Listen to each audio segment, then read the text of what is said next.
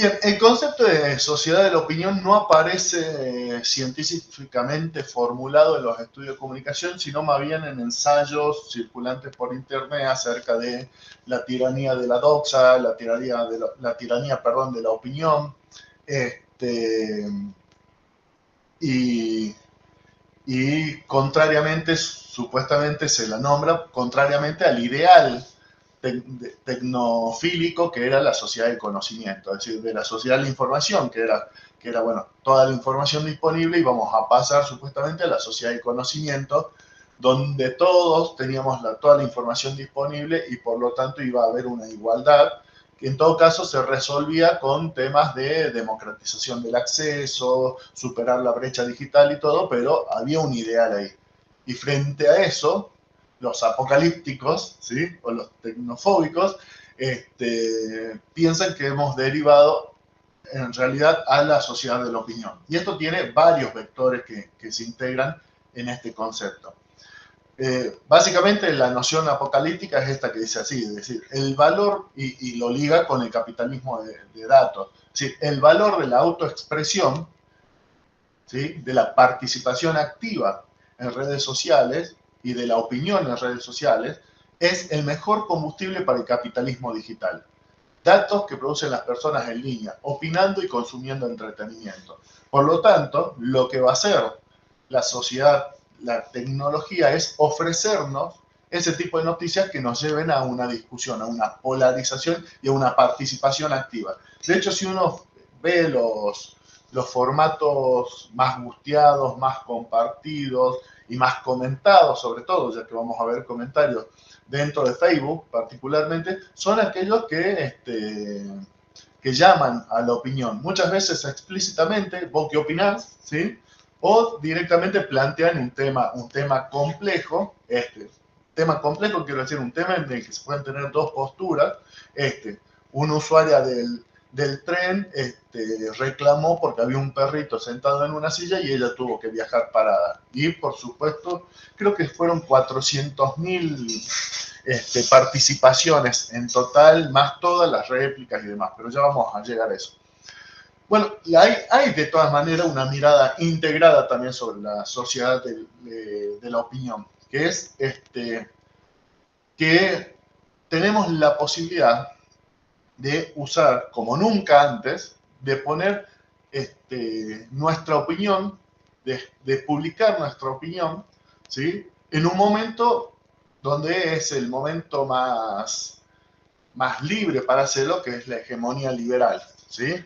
Entonces, ya no habiendo trabas jurídicas de los países, supuestamente, para la libertad de opinión, es el momento ideal para que esto fluya.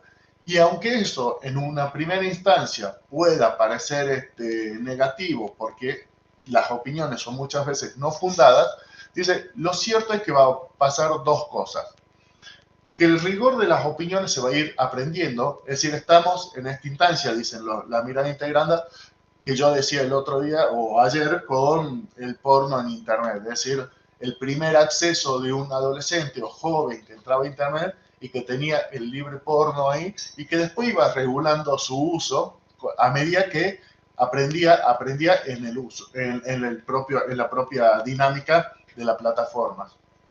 Y además que se cansaba de eso. Esto señala lo mismo, es decir, esta apertura a poder opinar, casi pornográfica, a poder opinar de todo, sobre todo, ¿sí? En 2 minutos, dio margen a esto, pero a la medida que pase el tiempo y que el usuario vaya aprendiendo, va a ir autogestionándose o gestionándose en comunidad para ir midiendo sus opiniones, saber opinar mejor y demás. Esa es una mirada integrada. Pero además, dice,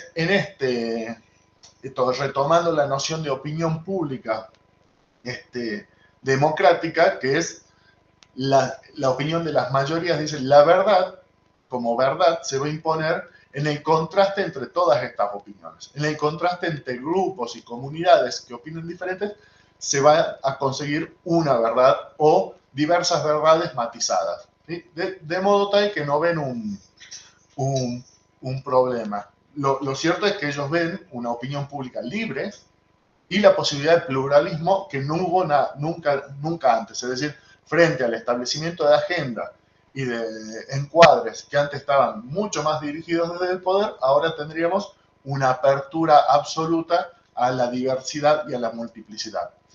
La mirada apocalíptica, encabezada por Eco, fíjense que yo les decía en la primera clase, bueno, Eco después se puso un poco apocalíptico, habla de la invasión de los necios o la inundación del Vinane, perdón. Es decir, esto que dice Eco, las redes sociales le dan el derecho a hablar a legiones de idiotas, dice, que antes hablaban solo en el bar después de un vaso de vino y sin dañar a la comunidad. Ellos eran silenciados rápidamente y ahora tienen el mismo derecho a hablar que un premio Nobel. Es la invasión de los necios. Lo que señala acá Eco, y que sí es parte de la sociedad de la opinión, es la igualación de todas las opiniones. Es decir, en la medida que se opina y que se opina en pequeños formatos y que todos tienen el derecho a opinar, pero además en la medida que se desconfía de la autoridad, ya vamos a ver cómo se llega también a la desconfianza en la autoridad, de la autoridad que emite una opinión, una autoridad que puede ser jurídica, una autoridad que puede ser estatal o del régimen administrativo, una autoridad científica, vale lo mismo en términos de redes sociales que la opinión de cualquiera. Es decir, democratiza, horizontaliza a todos como pares sin medir las diferencias de contenido entre esos. Y Huxley va a decir, bueno, es la era justamente de lo políticamente correcto, la igualdad, que incluye la igualdad intelectual. Y es lo mismo, va a decir, un doctor en ciencias sociales o en comunicación social que un adolescente que recién está participando en segundo año en secundario. La opinión tiene el mismo nivel, ¿sí?, de certeza para el usuario, o en todo caso, incluso más la otra, la que no está fundamentada, se supone, ¿sí? Y acá sí hay un elitismo intelectual en ambas opiniones, que es una de de los ataques que se suele hacer a la mirada apocalíptica, decir, bueno, acá hay un elitismo que señala, bueno, ¿a quién vamos a censurar entonces? ¿De qué manera podríamos promover estratificación de opiniones según qué? Según la formación, según el conocimiento, y lo que dice un integrado es, eso se va a ir autorregulando. Eso se va a ir, incluso nos vamos a ver obligados, como charlábamos con Nolo temprano, como científicos sociales, a manejar esa lengua del otro, la brevedad, la estandarización e incluso los exabruptos o las estrategias de llamado de atención para poder comunicar y para poder hacer valer nuestra opinión. En todo caso, en términos de cultura de la influencia, deberíamos transformarnos en influencers, ¿sí? Deberíamos presentarnos, aunque científicos, como pares merecedores de ser escuchados, ¿sí?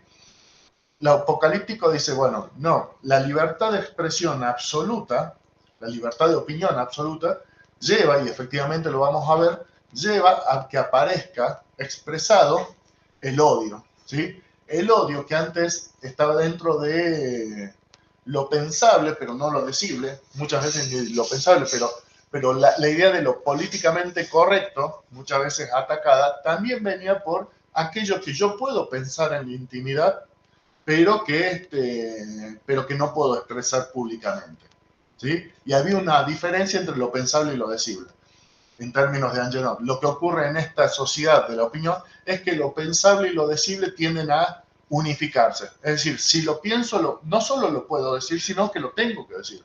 Porque acuérdense que es la cultura de la autenticidad, de la exposición. Y si yo pienso tal cosa, tengo que decir tal cosa, ¿sí? Tiene que haber una correspondencia lineal. Un poco yo siempre apelo a este tipo de personas que en la vida cotidiana dicen, yo soy así, yo siempre digo lo que pienso. Y por ahí en la forma de decirlo daña o se pelea con alguien, digamos, pero en pos del sinceramiento y de la vinculación entre persona exterior, ¿sí?, y ánima, como veíamos ayer, tienden a ser una. Bueno, lo pensable, el ánima, aquello que siente y piensa internamente un sujeto, en la sociedad de la opinión es decible. Es decir, si lo pienso, si lo siento, lo puedo decir. Es más, lo tengo que decir, ¿sí? Y ese es un cambio radical en la idea de la distancia que separa interior y exterior, ¿sí? Por eso se habla siempre de extremidad. Es decir, lo íntimo se hace externo. Y además, por eso está la obligación de opinar. Habíamos dicho, es que tiene que ver con otra cosa que estábamos hablando con Nolo y que mañana vamos a ver más detenidamente, pues estaba trabajando una compañera, que es esto, el derecho a desconectarse, el derecho al silencio, pero no solo como derecho al silencio y a la desconexión en términos laborales, que es el espacio más avanzado de discusión, sino cómo culturalmente podemos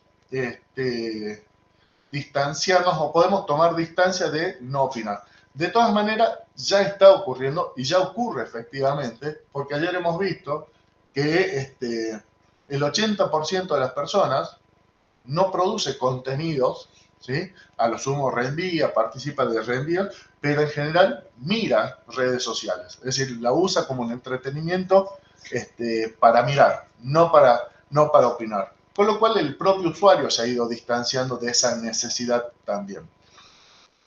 Entonces, fundamentalmente lo que se llama sociedad de la opinión es esta sociedad definida por la masificación de discursos, ¿sí? Que en tanto opinión no tienen necesidad de respaldo epistemológico, ¿sí?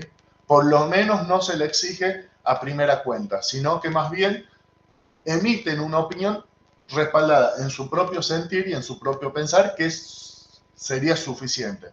Con lo cual prescinde de datos y razonamientos lógicos. Pero al mismo tiempo, esto llevaría, dice la sociedad de la opinión, quienes piensan en términos de la sociedad de la opinión, a un control social ya no basado en la homogeneización, sino en la hiperfragmentación, ¿sí?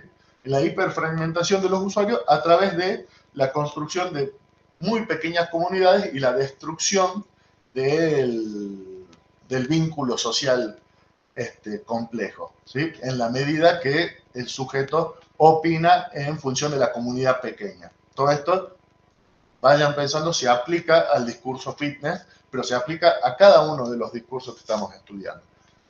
¿Cuáles son entonces las características de la opinión pública en la sociedad de la opinión? Bueno, por un lado la tecnologización, es decir, la opinión pasa por ahí, pasa por el WhatsApp con que me comunico a la radio, pasa por los foros de opinión, pasa por los comentarios de la noticia que han transformado definitivamente el género noticioso, más el clickbait, ¿sí? Que ya vamos a ver. Lo que importa es la democratización por sí misma, es decir, la posibilidad de expresión de todas las opiniones es un valor en sí mismo, ¿sí? No importa que opinen qué, no importa si esa opinión es hiriente, no tiene bases, fundamentos lógicos, no importa si no tiene datos que la sustenten, lo importante es que exista la posibilidad de participación, ¿sí? Y entonces hay este paso del experto, ¿sí? El científico, el jurista, etcétera, que antes se llamaba, al ciudadano, por ejemplo, en términos de periodismo, al hombre común, o a lo que se dice lo que opina la calle. Y también al influencer, en tanto par representante de ese hombre común, joven, digamos particularmente, pero no necesariamente joven, pero considerado par. No es un experto en la materia, simplemente emite una opinión, ¿sí? Que es seguida por una comunidad que confía en ese sujeto, independientemente de las razones que tenga para esa opinión. Y por otro lado, y esto sí es importante en términos de sociedad de la opinión, es el paso de la episteme, es decir, del logos, a un discurso patológico. Patológico en términos de expresión de las emociones, ¿sí? Del patos griego. Y esa es la expresión privilegiada, ya vamos a ver, por ejemplo, en comentarios, ¿sí? Eso es la sociedad de la opinión. Y por supuesto, bueno, está respaldada en un antiintelectualismo, ¿sí? Porque hay una desconfianza en los expertos en virtud de que hay una desconfianza en la distinción verdad-mentira, que es lo que vamos a ver cuando veamos posverdad en breve, ¿sí? Y una sospecha instalada ya desde la posmodernidad en el discurso racional y científico. Primero, por no haber dado solución a los problemas, a algunos problemas sociales, y segundo, por su incomprensibilidad, es decir, por su distancia con respecto a a la mayoría de la sociedad.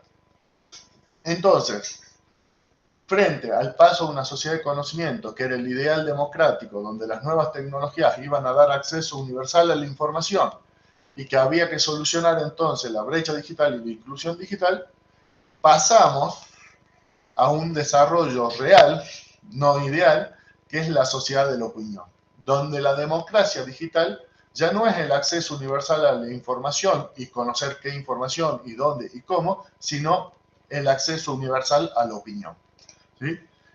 Y los apocalípticos tienden a llevar la sociedad de la opinión a lo que se llama la sociedad de la ignorancia. Es decir, que iríamos hacia ese camino en función de la post-información, es decir, la sobreinformación, la infoxicación, ¿sí? E incluso la desconfianza en la información y la posverdad. Entonces, vamos a ver de qué se trata en este panorama la posverdad. Digo, se confunde mucho cuando se habla de posverdad con noticias falsas, fake news o fakes directamente. Cuando yo hablo particularmente de posverdad y distintos autores hablan de posverdad, estamos hablando de una estructura de sentimiento. Es decir, un sentimiento socialmente compartido por gran parte de la sociedad, según la cual los hechos objetivos tienen menos influencia en la construcción de la verdad que las emociones y las creencias personales, ¿sí?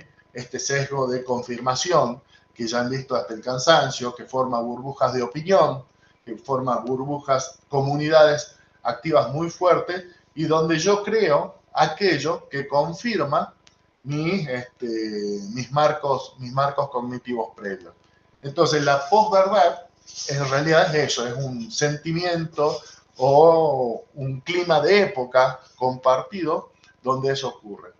¿Cómo ocurrió eso? Bueno, ¿cuáles son las consecuencias de eso? Por un lado, la banalización de la mentira, es decir, la normalización de la mentira y que la mentira ya no sea juzgada, o la falsedad en realidad ya no sea juzgada en términos éticos, ¿sí? Sino en términos pragmáticos o en otros términos, pero donde no sea la falsedad un criterio de bueno o malo, ¿sí? De distinción entre lo bueno y lo malo, sino entre lo útil y lo inútil.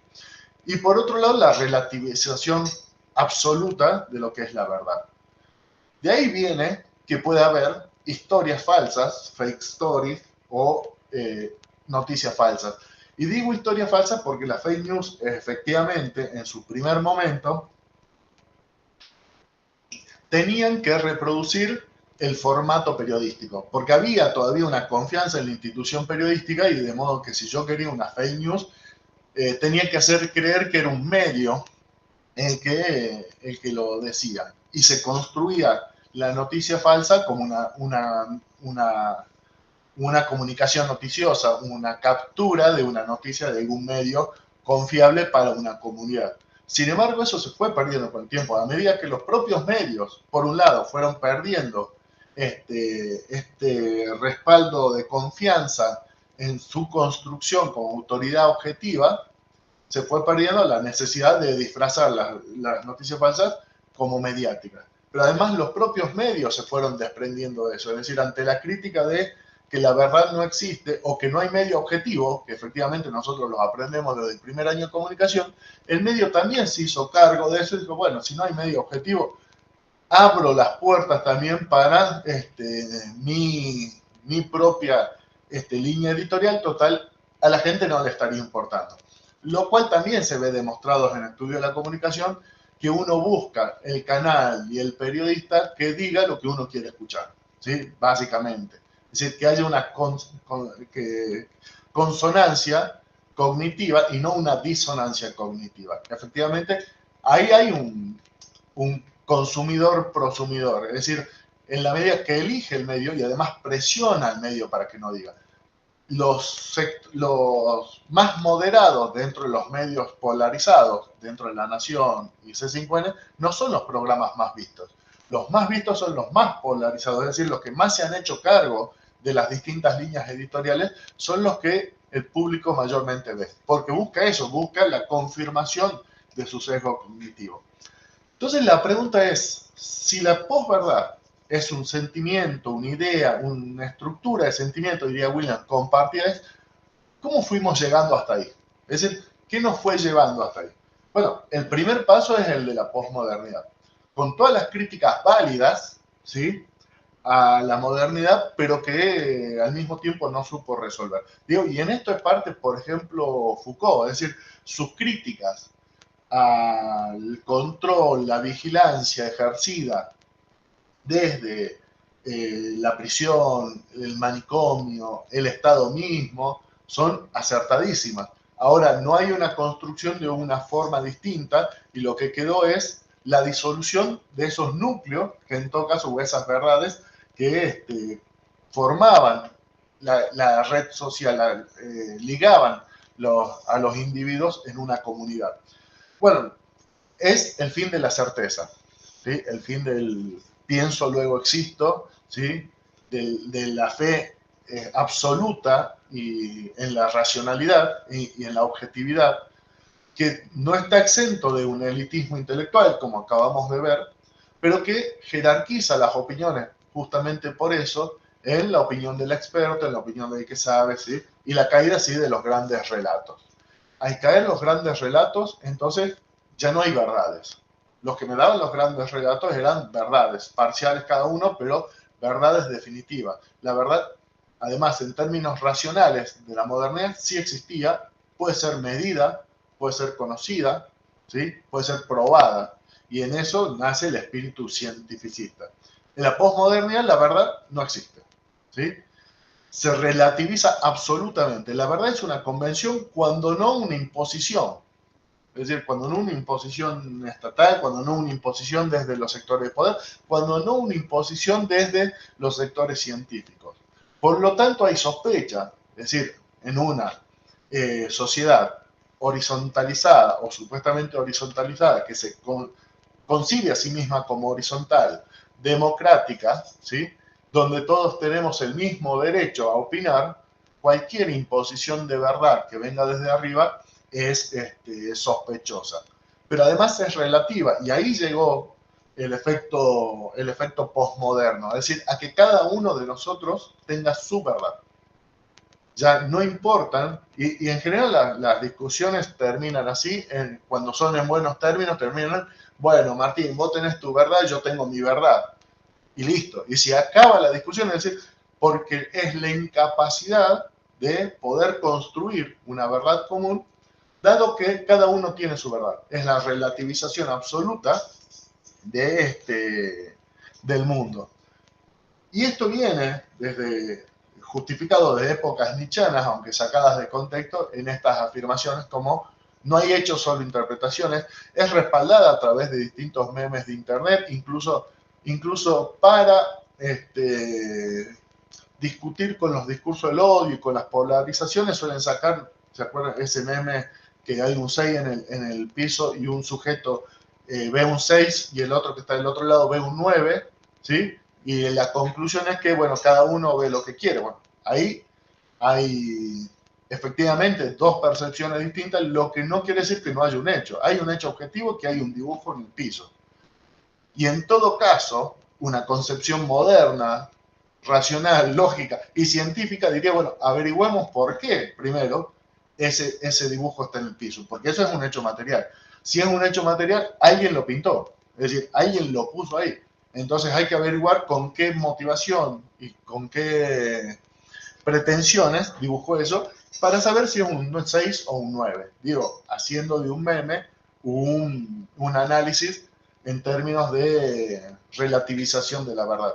Pero ¿qué pasa? Ese meme se utiliza para no discutan porque cada uno ve lo. Y ahí cierran las discusiones. Es decir, la verdad es absolutamente relativa, al punto tal que puede ser personal, al punto tal que yo creo o no. ¿Sí? Es como siempre funciona en algunos discursos de autoayuda o incluso de autovaloración, que es elijo creer. Elijo creer es, bueno, ante la falta de hechos, positivos que me permitan a mí proyectar una conclusión lógica acerca de alguna acción o fenómeno a realizar, elijo creer. ¿Sí? Incluso la verdad pasa a ser una elección. Ya no solo una percepción individual, sino una elección individual. ¿Sí? Bueno, eso es propio de las construcciones. Y al mismo tiempo, hay como razonamientos que derivan de esta lógica, que son estos. Si no hay hechos, hay solo interpretaciones. Si la verdad no existe, por lo tanto, todo puede ser verdadero. ¿Sí? ¿Y para qué voy a creer en supuestas verdades si está demostrado que a la larga esas verdades se caen? Es decir, eso es lo que pone el piso fértil para el surgimiento de este sentimiento común acerca de la posverdad, es decir, de ya no creer en la existencia de una verdad o la verdad, sino en la relativización absoluta de la verdad y por lo tanto de los datos y de los hechos objetivos en función de la personalización. Por supuesto que va de la mano de la individualización también del sujeto. Pero bueno, además viene ya el proceso acompañado del proceso de incertidumbre del capitalismo, el surgimiento de las redes sociales como un espacio donde circula el sentido común vulgar en el sentido de popular o de lego, digamos, no en el sentido despectivo, ¿sí? Y que el sentido común vulgar estaría teñido de los elementos más conservadores y dogmáticos de una cultura. Es decir, justamente por el ser sentido común en términos gramscianos, se nutre de esos elementos y por lo tanto las redes sociales dan espacio sobre todo a esas percepciones. Con lo cual es deselitización o democratización, pero democratización en pos de este lenguaje común. Ahí entra también el problema, lo que veníamos charlando, del lenguaje claro de la justicia. La necesidad de que la justicia se exprese en un lenguaje claro, en un lenguaje para esto, para el común. Y hay que definir qué sería ese común y en qué medida afecta eso a la justicia. Es decir, porque la justicia necesita codificaciones muy claras para codificarse, lo mismo que la ciencia. Bueno, ¿cómo hacemos para establecer esa traducción? Pero esa traducción se impone como necesaria y urgente siempre. Lo mismo pasa con el periodismo. Hay una pérdida de pretensión de objetividad. ¿Sí? Si sabemos que la objetividad no existe, por lo menos había una pretensión de objetividad, una pretensión de ser objetivo y una pretensión de sonar objetivo, cosa que ocurre cada vez menos. Es decir, liberado de esa presión, el periodismo se puede permitir a sí mismo enunciarse. Pero esto va de cosas chiquitas, por ejemplo, lógicas remanentes de la modernidad que tenían que ver con que un periodista deportivo no podía decir el club de que era hincha.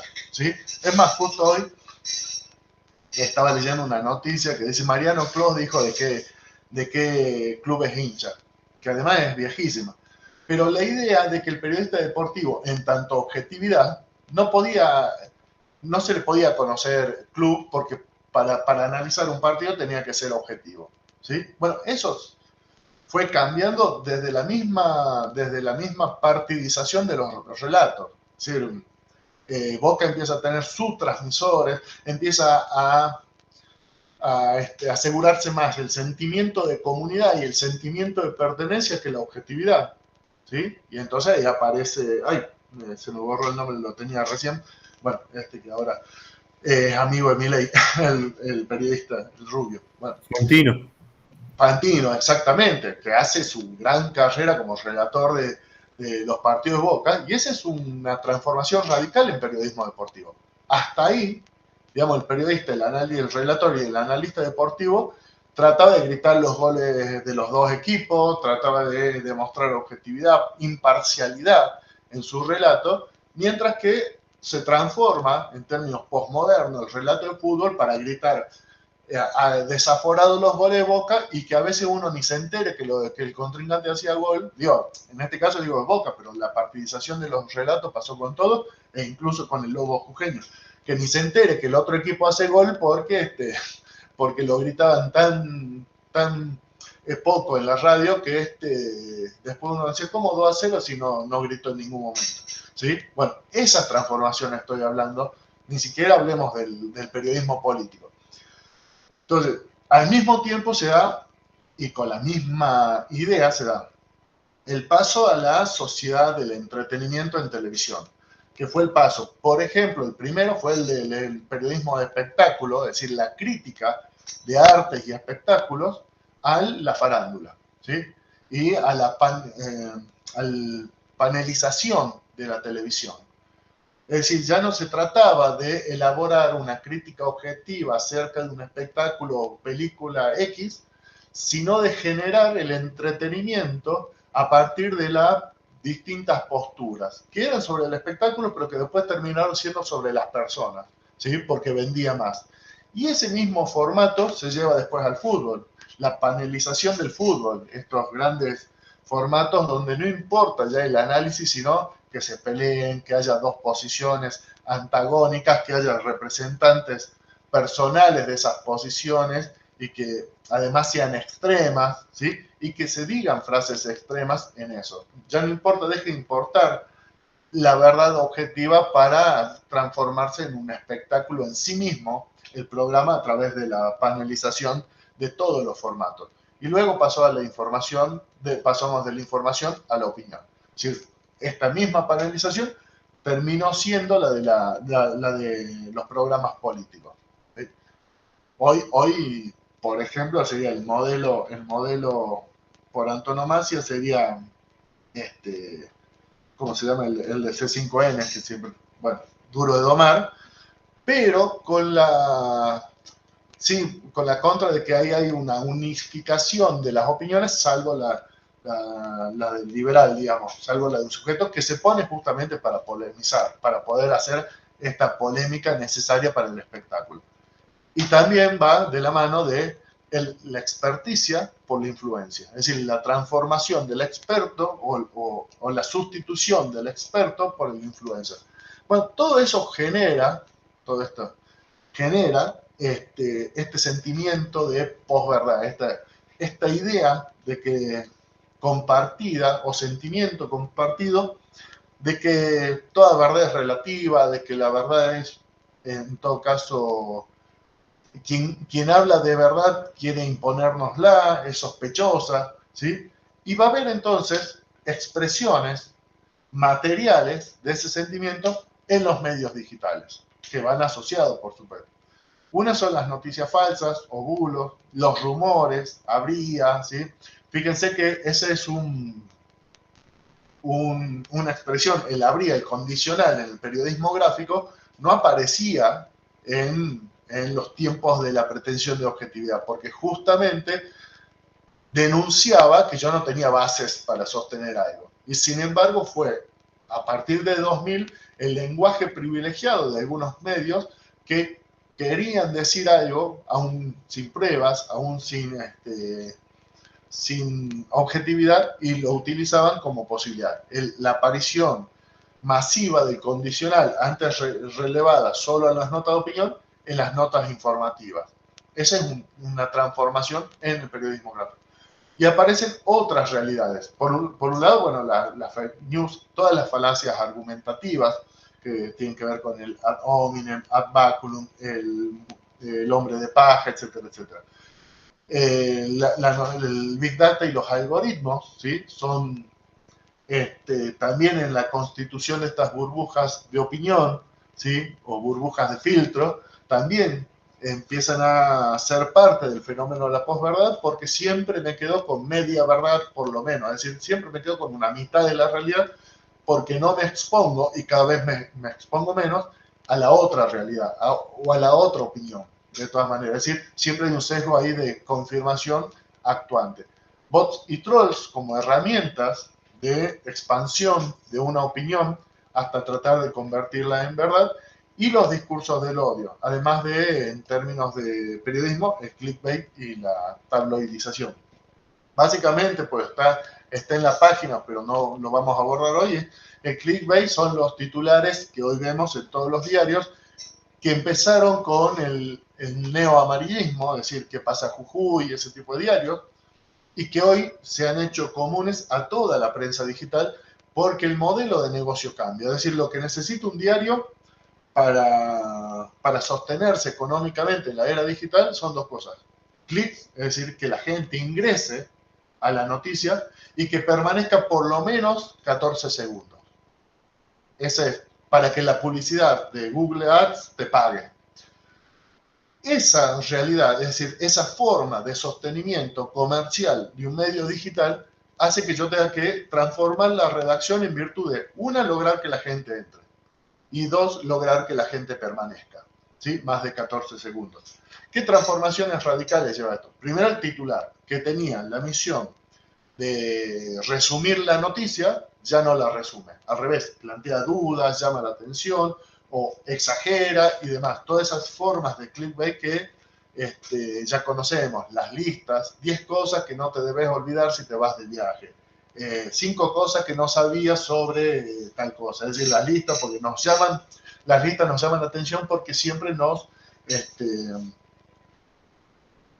provoca la idea de algo que nos va a organizar cierta estructura de conocimiento, y entonces son una forma de llamar a la curiosidad. Justamente aprovechan lo que se llama la brecha informativa, que es un sesgo cognitivo del ser humano que entre lo que sabe y lo que quiere saber o lo que cree que no sabe. Y entonces dicen, a que no sabes ese título, no sabes qué pasó con tal, o entregaron fuertes declaraciones acerca de tal cosa. Y uno entra porque no hay información. El titular cambió radicalmente. Y aún, bueno, es cierto que se le va tomando la mano, pero es cierto que también que apela tanto a la curiosidad que uno termina entrando también. ¿Sí? En la misma dinámica también el abuso ha llevado a que uno ya descrea de todos los titulares. ¿Por qué? Porque entra y lo que suele ocurrir es que la información contenida en el artículo defrauda las expectativas creadas. Es decir, tremendas declaraciones de tal sobre tal. Y cuando uno entra, las declaraciones eran mínimas, eran sacadas de contexto y se entiende, ¿sí? Defrauda el contenido del artículo, defrauda el titular, y eso va creando una distancia, va rompiendo el pacto lector con el usuario de las redes digitales y de los medios digitales a medida tal que se va distanciando. Pero sigue funcionando hasta ahora. Y lo otro decía que tiene que lograr es la permanencia. Y la permanencia implica que yo ya no responda, como aprendimos en la carrera de comunicación, qué, quién, cómo, cuándo, dónde y por qué en el primer párrafo, sino que la duda por la cual hice entrar al sujeto esté lo más al final posible, ¿sí? Entonces yo dije, tremendas declaraciones de Messi sobre Ronaldo. Y entro y empiezo a ver Messi es tal persona, Ronaldo es tal persona, compartieron tal cosa, jugaron juntos en tal club, mucha información, mucha información, mucha información de relleno, hasta que al final dice la declaración. Y además defrauda las tremendas, digamos, la hipérbole con la que se había anunciado. Bueno, esa forma de redacción, la redacción SEO, SEO, es la forma de mantener al sujeto dentro de la navegación para cobrar la publicidad. Los suficientes segundos para cobrar la publicidad. Por eso la publicidad además está metida en el medio, no solo para que uno la vea, sino para retrasar la búsqueda de la respuesta. ¿Sí? Porque yo entré solo para ver cuál era la declaración de Messi, no para saber toda la historia de Messi. Entonces, para retrasar y para complicar esa respuesta, lo que hacen es poner toda la publicidad intermedia, de manera tal que dificulte la navegación. Bueno, digo, eso es clickbait y eso es tabloidización de los medios en la actualidad. Una forma más de posverdad, porque de vuelta, el contenido de la noticia por lo general defrauda la expectativa generada por el titular, porque el titular tiene que generar mucha expectativa con diferentes estrategias, Y el contenido de la noticia muchas veces es, si no inventado, por lo menos reformulado, además redactado de manera tal que yo no encuentre la respuesta a esa expectativa. Bueno, esos son algunos este, de los fenómenos. ¿Cuáles son otros fenómenos? Habíamos hablado la democratización del engaño que habíamos visto, es esta idea del Photoshop inicialmente y luego los filtros, como una forma de llevar aquello que inicialmente hacía el marketing y hacían las revistas de celebrities a la vida cotidiana. ¿Sí? Entonces, toda verdad es relativa porque yo mismo, mi cuerpo, mi belleza es relativo. ¿Sí? Y yo mismo soy relativo porque puedo ser otros, puedo ser múltiples en redes sociales y puedo avatarizarme. Entonces, todo eso forma parte de la idea de posverdad. ¿Cuál es el conflicto que puede generar esta idea de posverdad? Que puede usarse en marketing para venta de productos o productos políticos, digo, si hablamos de marketing político, para, para obtener apoyo a medidas impopulares mediante las fake news, es decir, mediante noticias falsas, para hundir a gente, para cancelarla también, o para incluso generar opinión favorable, que estos son ejemplos reales, a conflictos bélicos. Lo cierto es que se asienta en que la verdad es relativa y que por lo tanto lo que yo crea y la noticia que me llegue está bien. Digo, yo siempre doy un ejemplo que fue muy gráfico para mí en esto, que fue una conocida, amiga de toda la vida, que comparte un flyer, una fake news sobre, en realidad en ese momento yo no sabía fake news, sobre Baradel y Norma Alessio diciendo vamos a poner la carpa donde y cuando se nos cante el culo, porque era de época. Y a mí lo que me llamó la atención es la expresión, digo, no porque no lo pudieron decir, puede ser que lo pudieron decir, pero digo, ¿cuál es el dato, la grabación, el medio al que le dijeron eso? Digo, ¿por qué se hace público? Y busqué y no lo encontré. Entonces le pregunté, en un comentario le pregunté, disculpa Susana, ¿dónde salió eso? Me dijo, no lo sé, pero para mí es verdad. ¿Sí? O yo lo creo. Es decir, no importa si hay datos que respalden eso, si hay grabaciones, si hay algún hecho fáctico de donde yo pueda desprender, pero ya mi sesgo cognitivo, mi marco conceptual sobre Baradel, Norma Alessio y los sindicalistas en general es coincidente con esa realidad contada. De modo tal que no me importa ya si es verdad o no, porque para mí es verdad. ¿Sí? No va a cambiar lo que yo piense si eso no es verdad. Y ese es el desafío. Entonces, la posverdad se afirma en lo mismo que se afirma las burbujas de opinión, que es el sesgo de confirmación. Es decir, esta búsqueda de informarnos, de escuchar, de leer la versión de la realidad, de los hechos, que concuerde con nuestras ideas previas. Esto lo dice acá. ¿Sí? De confirmar nuestras ideas previas. No queremos que nos cause disonancia cognitiva, es decir, no queremos que se contradiga lo que pensamos y cuando hablamos de sesgos hablamos de atajos, de simplificación de la realidad. Obviamente nuestro cerebro tiene que simplificar la realidad porque es parte del trabajo que hace, porque no podemos absorberlo todo, si no seríamos funes el memorioso. Entonces nuestro cerebro tiene esa capacidad. Y uno de los sesgos es los sesgos de confirmación, es decir, acomodar la realidad primero a aquello que ya pensamos. Pero esto se da en categorías incluso prevalorativas. Cuando los originarios americanos se encuentran por primera vez con los jinetes españoles con armaduras montando a caballo, no tienen una imagen de eso, es decir, no existía el caballo en América y no tienen esa imagen, de modo tal que lo ubican en una categoría de semidioses, centauro, algún tipo de ser mitológico. Después se dieron cuenta que no, pero la primera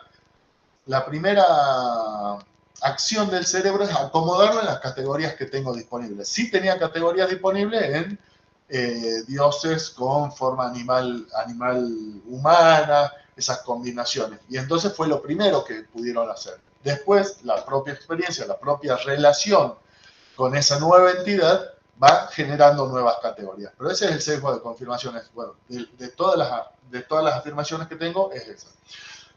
Es decir, y después hay varias. Por ejemplo, fundamentalmente la de atención, que funciona en redes sociales, ¿sí?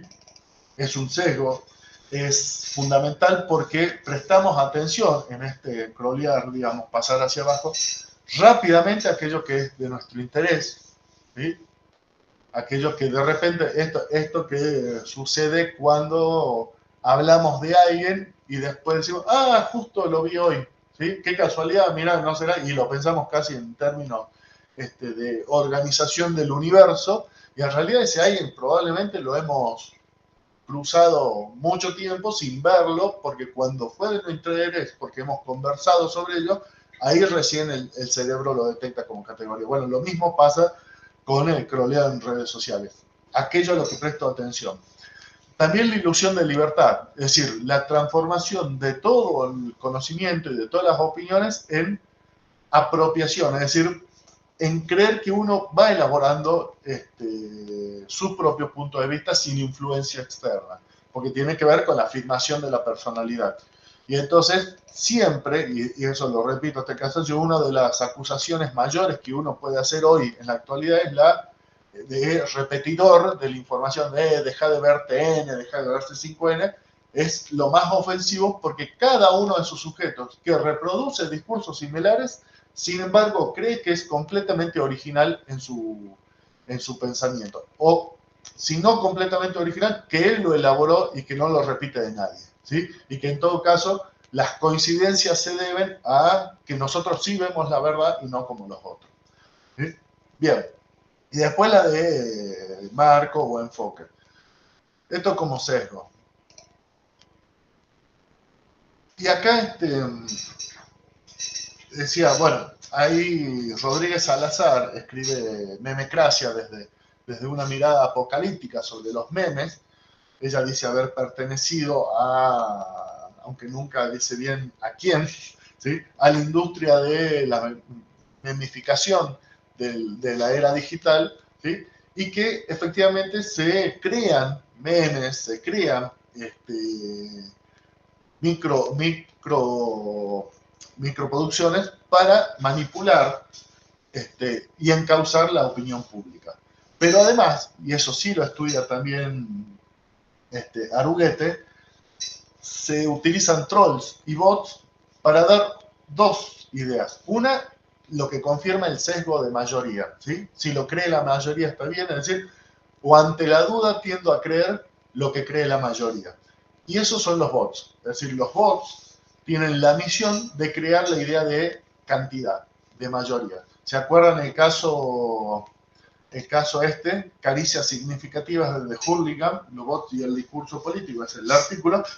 Ese fue un caso todavía no resuelto, no se sabe qué pasó, si funcionó mal, donde bots habían llamado, justo antes de la veda, Macri había llamado un tuitazo apoyando su reelección y con el hashtag yo voto MM, ¿sí? Y salieron un montón de bots, primero con nombres yankees, pero además con traducciones ridículas como estas, caricias significativas desde Hurlingham y creo que sensaciones a Mauricio y ese tipo de cosas.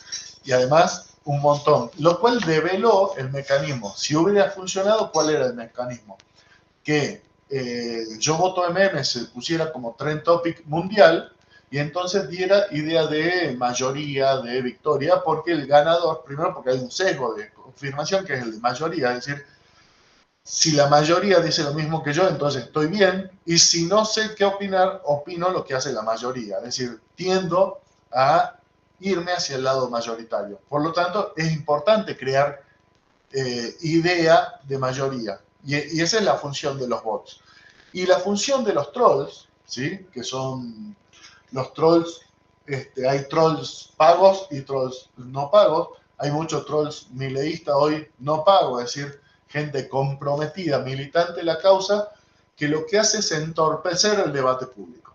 Entorpecerlo mediante mucha participación que no tenga que ver con lo que se está dialogando. Hoy lo hacen, por ejemplo, con vamos Milei o yo voto a Milei. Es decir, uno pone, me preocupa, tal cosa, o vamos Massa, e inmediatamente se llena de comentarios que lo que hacen es interrumpir el nivel normal de conversación mediante frases hechas, ¿sí? O frases más o menos hechas, pero que lo que tienden es a eso. Y después, algo fundamental que tiene el troll es, como en general son cuentas falsas, sobre todo las pagas son cuentas falsas. Una persona, un troll maneja 10 o más cuentas falsas, eso se llama granja de troles, es decir, grandes cibers, donde las personas manejan cuentas falsas, es estirar los límites de lo decible, ¿sí?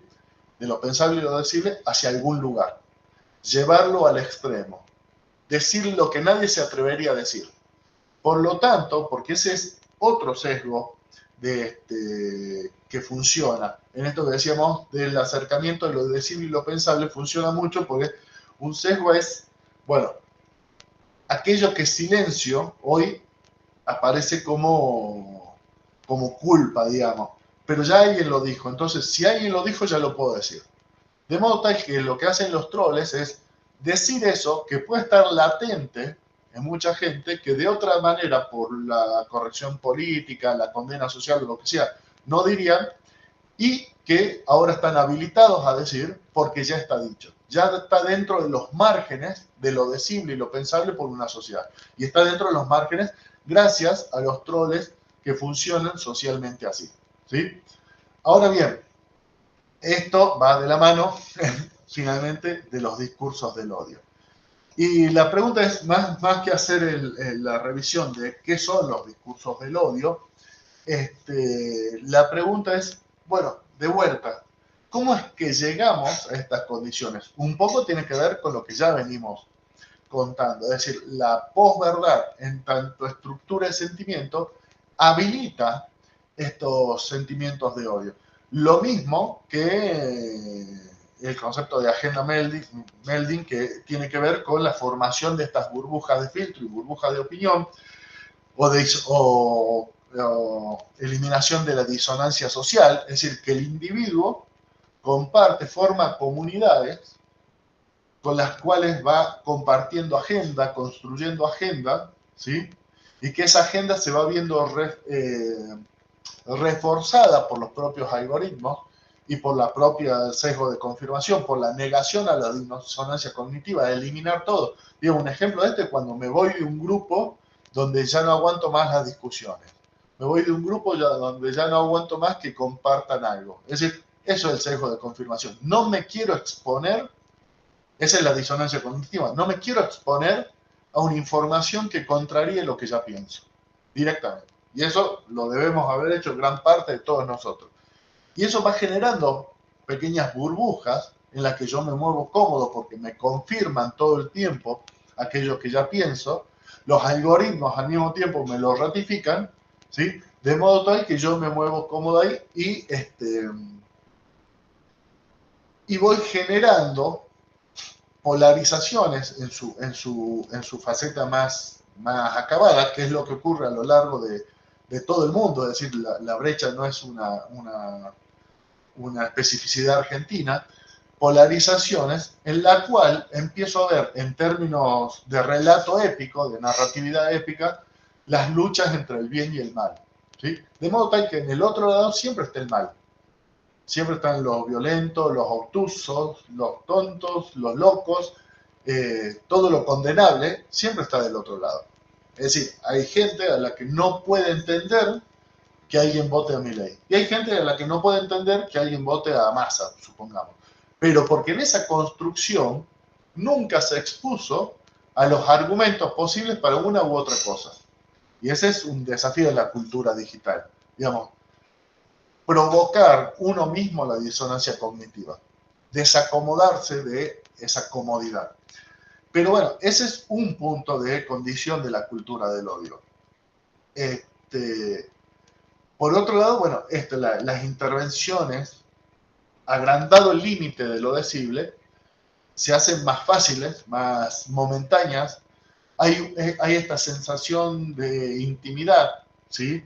Hay esta sensación de que, bueno, o es que esto es íntimo y público al mismo tiempo. Hay necesidad de constituirse en sujeto de la red, tanto individual como grupalmente, ¿sí? Que esa es la función de participar de los comentarios.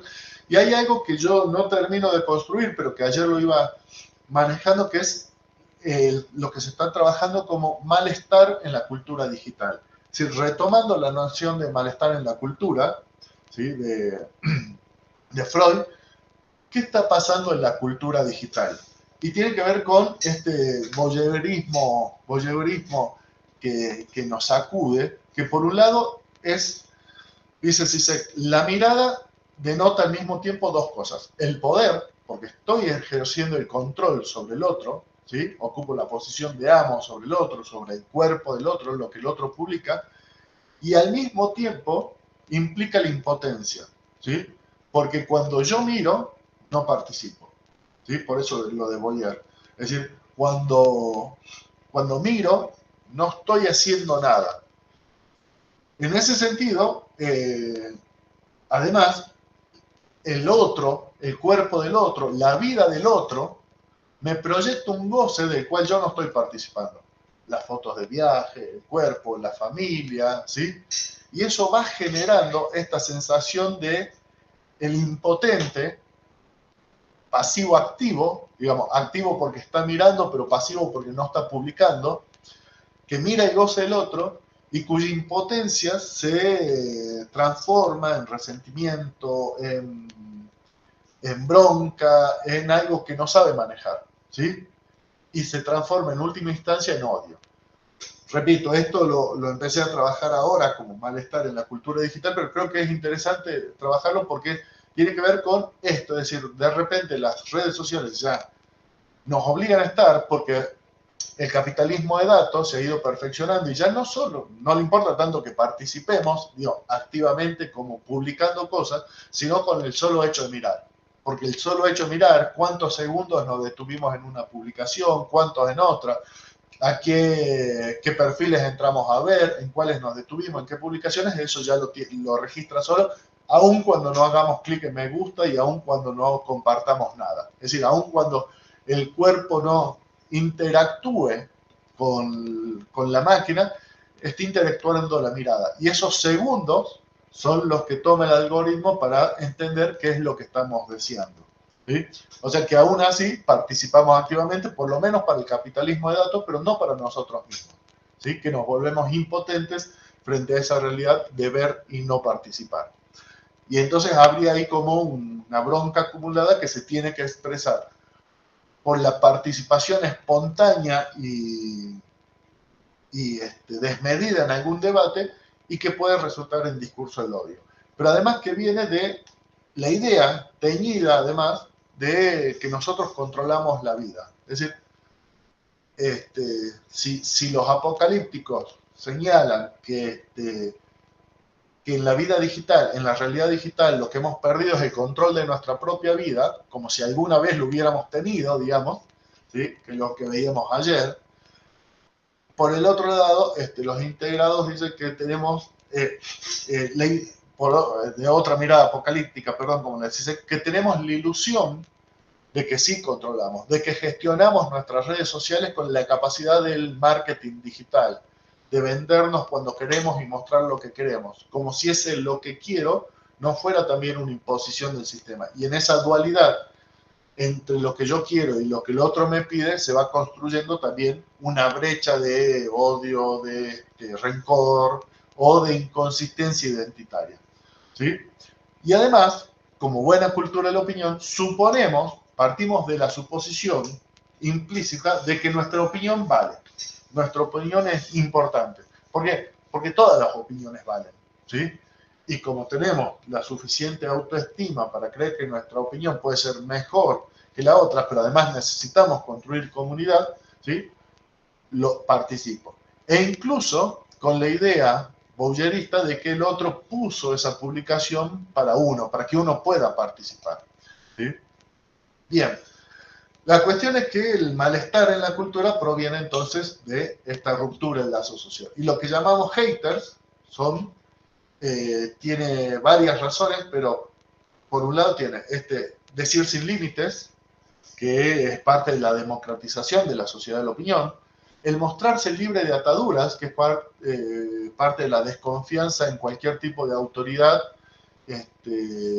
escribir todo lo que les pasa por la cabeza, que es parte de la idea de la transparencia, ¿sí? Esta que habíamos visto, la cultura de la transparencia. Hay una unidad, e incluso de la exposición, una unidad entre yo interno y yo externo, ¿sí? Y no medir las consecuencias de eso. Pero además, como finalidad práctica, tendría el goce emocional de generar un daño a otro, ¿sí? Generar enojo, romper el flujo normal de la discusión, esto que le decía de los trolls, y como finalidad identitaria, resaltar y destacarse. Es decir, yo cuando participo quiero que mi comentario se vea y destacarme como persona en eso, sobre todo cuando no soy troll, sino soy Lucas Perazzi firmado, que quiero que mi comentario se destaque. En un medio sobreinformado y sobreparticipado, mientras más violento mi comentario, por ahí se destaque, es decir, una obligación para que el comentario se destaque debiera llevarlo a los extremos, salvo que opte por una medida más gris, más mediana, que no será leída por nadie. Y por otro lado, como finalidad práctica, adherir a una comunidad, ir construyendo idea de una comunidad. Bien, por otro lado, la psicología que está trabajando hoy con haters dicen esto, que muchas veces proviene de una acumulación de frustraciones entre esto que decía, es decir, la vida ofrecida supuestamente como ideal por las redes sociales y la vida que yo llevo y que podría llevar. Y que muchas veces lleva a odiar a aquellos que la tienen o que por lo menos representan que la tienen o que yo podría tener. Esto es interesante porque se puede enlazar con algo que yo escribí, pero como nota de opinión, no de investigación, que es cómo llegamos a que el monotributista hoy odia el que tiene un trabajo estable. ¿Sí? Y en el mismo sentido del meme de Django en cadena, es decir, ese que dice, amo ese negro, tiene un caballo, y dice, ¿tú quieres un caballo? No, solo quiero que él no lo tenga, porque lo que hace ese otro es exponerme mi propio fracaso. Entonces, aún en la resolución de dominación no pido más derechos laborales, el monotributista. Lo que quiere es que todos igualemos en esa función. Y esto lo he escuchado en discursos del trabajo público y privado. Por supuesto que cuando el trabajo es público es doble. Llegamos a esta función catárquica del discurso del odio que proviene de toda esta sobreexposición de la vida ideal, ¿sí? De la vida que debiéramos llevar y que crea frustraciones, por supuesto, ansiedades, que es otro de los elementos que figuran como principal condición del hater, es decir, la ansiedad por cumplir todas esas metas, lo cual está al mismo tiempo vinculado con la hiperactividad o la cultura del rendimiento, ¿sí? Es decir, al mismo tiempo me sobreexploto porque tengo que llegar a eso. Y como nunca llego, ¿sí? Voy generando frustraciones, voy generando miedo, voy generando rencores, ¿sí? Que luego se expresan en el discurso del odio. Bueno, todo eso está trabajándose como... Sí. Ah, Perdón, Lucas. sí, dale, dale. Ah, ahí hasta la placa, como para. Sí, Antes de que pasemos al sadismo digital, sí. hasta la placa anterior, lo que estoy notando es que el discurso de odio hasta aquí estaría como puesto a nivel individual, ¿no? Como un espacio para canalizar el descontento personal, privado, pero Sí. también tiene una vía o una posibilidad de eh, la adhesión del malestar del otro, Uh-huh. ¿no? Ahí entran los referentes de opinión, ahí entra el sesgo de legitimación, digamos, o sea, no odio solamente bajo mis términos, sino que adhiero al odio que representa o que expresa la persona en la que yo creo. Bien. Bueno, eso es importante en términos de comunidad, por eso hay que ver a qué comunidad adhiere y con qué influencias. Digo, ahora vamos a ir a ver también, cuando veamos operativamente todo esto, cómo podría funcionar en el discurso fitness en redes sociales, que terminan por convertirse en influencers o entrenadores, por un lado, es decir, dueños de gimnasio, entrenadores, gimnastas, por otro lado, algunos expertos médicos, y si efectivamente esos odios son expresados por esa influencia y yo formo parte de la comunidad, es probable que adhiera. Por un lado, por la reproducción, la adhesión hacia, como bien señalas, del odio del otro, y por otro lado para reafirmar la pertenencia a la comunidad, porque ahí es donde me problematiza mi yo digital, mi yo construido como autorreferencialidad o autopresentación con mi yo construido en términos de afiliación colectiva, que es otra de las figuras. Sí, efectivamente, puedo expresar odios que no son los míos, digamos, pero no. Lo que yo quiero decir, en todo caso, habría que ver si todo odio no se siente como el propio. Digo, en esto de que, como uno, la influencia es horizontal y uno no debe notar que es influenciado, termina siendo propia esa pasión, ese patos ajeno para expresarlo. ¿Sí? No sé si hay ya líderes de opinión en ese sentido. Y habría que ver cómo juega esa horizontalidad, el sentirme compenetrado con mi amigo, más en instancias de filiación sentimental, tío, es decir, no me importa si Ferchu tiene razón, pensándolo en un paralelismo con la cultura, pero como es mi amigo, yo lo apoyo, ¿sí? Yo me hago cargo de los sentimientos que él tenga respecto a una realidad y me comporto en consonancia. Digo, en términos de filiación, eso, que podría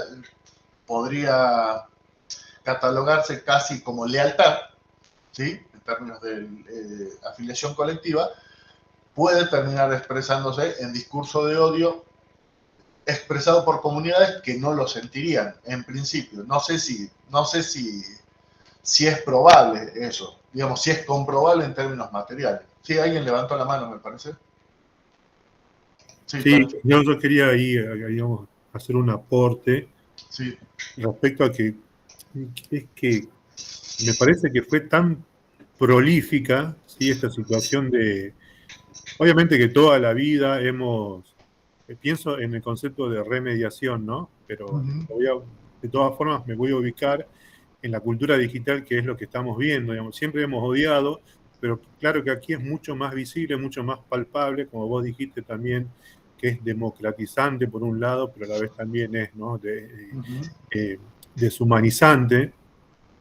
Pero, y trasladándolo a esto de que en un principio también planteaste los panelistas, ¿sí? Los programas del panelismo, sí. del panelismo, el periodismo político también, viste que a partir de Intratables, Indomables, ya quizás haya antecedentes previos, proliferó en este tipo de espectacularización del periodismo. Así es. Y aparecieron panelistas que generaban un discurso de odio, ¿sí? De repulsión, de rechazo, de ataque sobre la opinión del otro, y de ahí surge justamente, ¿no? Quien es hoy el posible próximo presidente, ¿no? de la Argentina, y el cual su campaña básicamente se asentó en un discurso del odio. Es decir, cómo esto que que se viene reproduciendo en las redes de hace aproximadamente 10, 15 años y que aparece desde los comentarios en un principio, ha logrado generar un tipo de individuo o una necesidad de la sociedad de encontrar, ¿sí? Una persona, un personaje, un ciudadano, podría ser un candidato a representante, que tenga o escenifique esas características, ¿no? Y lo reciba con tanta amplitud. Tal es así que parece que hubo algo que ahora está esperando solamente los debates presidenciales porque ya está impuesto, digamos, ya no necesita decir nada más. ¿Sí? Ya es como que cualquier cosa que diga ya lo hace retroceder en los números que tiene actualmente. Es interesante eso también, cómo se forma esa comunidad que plantea Martín, que ya muchos pertenecen o se sienten identificados con esa forma de responder a las estructuras de poder anteriores, ¿no? A partir de ese discurso del odio. Uh-huh. Sí, tal cual. Me parece, bueno, ahí estaba justamente sistematizando, yo estaba leyendo sobre las nuevas investigaciones de lo que se llama sadismo digital y que integra un poco todo esto que venía señalando, es decir, la cultura escaparate, es decir, el discurso del odio funcionaría como un modo de exposición, es decir, extremizar me expone a tal modo que me permite, sobre todo si nadie ha extremizado en ese punto, me pone como referente de una comunidad. ¿Sí? Voy construyendo una referencia. Y voy ligando también comunidades, digo, porque la comunidad monotributista que se está armando ahora, digamos, no es la misma de la comunidad liberal ni la comunidad pobre de los chicos de 20 a 30 años de bajos recursos que ni siquiera tienen acceso al monotributo, pero voy ligando comunidades detrás de esa influencia que ejerzo a través del discurso extremo. ¿Sí? Y esa es una construcción que se va haciendo, de modo tal que es posible, pensándolo en esos términos, que se termine construyendo un odio colectivo más o menos coherente, o con algunas incoherencias, pero más o menos coherentes que van desde quienes odian a los políticos y la política, o los políticos solo, hasta quienes odian a la política, hasta quienes odian a los trabajadores estatales y al Estado, digamos, siempre en una escalonada de esto, hasta que odian a los trabajadores con sueldo fijo, digamos, como odio, como rencor hacia aquel que expone, que tiene efectivamente en su vida condiciones que no tengo. Y que el término casta pudiera designar a esos distintos niveles. Es decir, la casta uno entiende en principio que son los políticos que llevan años, y sin embargo cuando va conversando se da cuenta que si bien el término en sí mismo, el concepto en sí mismo se cierra ahí, los valores que tiene el término casta para el grupo seguidor de Milei, que tienen que ver con privilegios y desigualdad o injusticia, privilegios, desigualdad e injusticia, son valores que se transfieren hacia distintos grupos. Por eso decía, hay un humorista, por ejemplo, que hace humor monotributista y que le dice al público así, seguro que alguno de ustedes tiene un trabajo estable, ¿sí? Porque claro, hace humor de lo que debe luchar y pelear un monotributista para llegar a fin de mes, los impuestos que debe pagar y constituirse. Entonces, pensar que quien tiene un trabajo con todos los derechos incluidos es casta, digamos, en sentido simbólico, es parte de construir estos valores permanentes que pueden ser permeables a distintos tipos de broncas, de odios y de segregaciones. Eso es interesante como término. Pero efectivamente, él se transforma en influencer a partir de la panelización, vuelve luego en redes sociales a partir de, sobre todo, Peluca Milei, que es la cuenta que le abren, transforma eso y vuelve a aparecer en los medios, digamos, en esta idea de agenda melding, que la agenda empieza a pasar por redes sociales y entonces los medios se ven obligados a tenerlo porque el rating estalla. Es decir, y ese fue el principio. Pero además, La Nación lo lleva, ahí hay un tiro por la culata, entiendo yo en términos políticos, lo lleva casi en términos de trolls. ¿Por qué les era funcional Milei candidato inicialmente a La Nación? Porque estiraba el debate hacia lo decible de derecha, digamos, estiraba la cuerda, por decirlo en lenguaje popular, establecía nuevos límites de lo que se puede decir, es más, se iba, patinaba un por fuera de los límites, ¿sí? Y volvía a acomodarse, pero se iba corriendo, de modo tal que lo que hacía era quedar el Partido de la Nación, digamos, como adherente a Juntos por el Cambio, en el centro.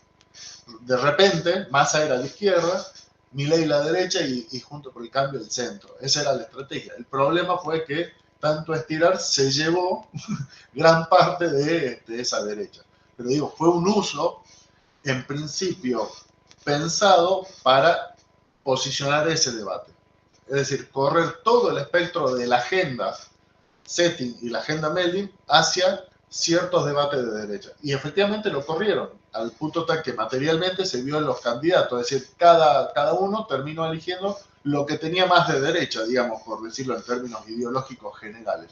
Y ese corrimiento se produce como Milei en tanto troll de la nación, tomado ya de sus éxitos en redes sociales, que lo que hizo fue reproducirse infinitamente nuevamente con sus participaciones, ¿sí? Y además con mucho de este sistema de clickbaiting, que es la exageración, la pasionalización, es decir, Milei desburró a periodista acá, Milei les pasó el trapo a este, Marra lo mismo, es decir, la cuenta de Marra, la cuenta política de Marra lo mismo, es decir, apelar a todas estas exageraciones como una forma de llamar la atención, que es propio del titular clickbait también. Es decir, tremenda golpiza de Milei en términos de debate, por ejemplo.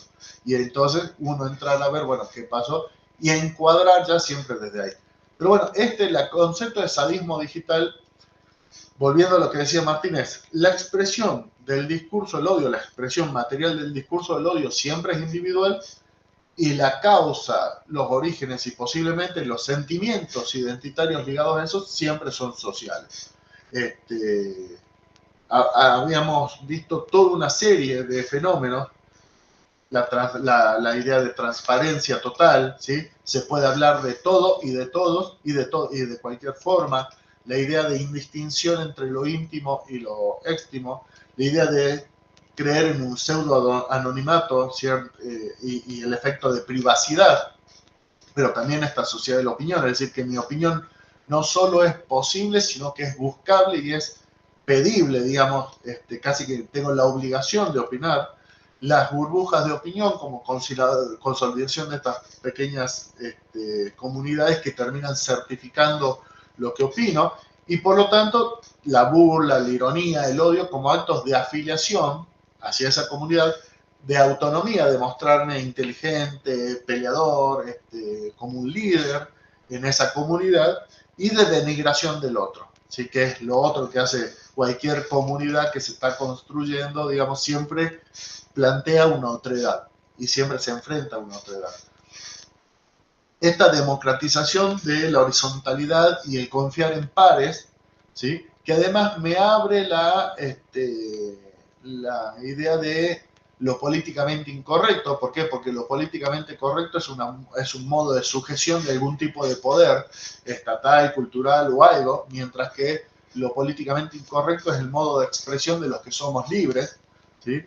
Y los que somos libres al mismo tiempo somos auténticos, es decir, lo que pensamos lo decimos, en esto de la cultura de la autenticidad, y habíamos visto, bueno, la cultura de la influencia, esto también que se generan influencers en cada comunidad, ¿sí? Donde yo mismo me considero un influencer, digamos, también, por eso es la extremización de mi discurso, el plantearme en términos de autonomía, de perfil público y perfil para el otro, ¿sí?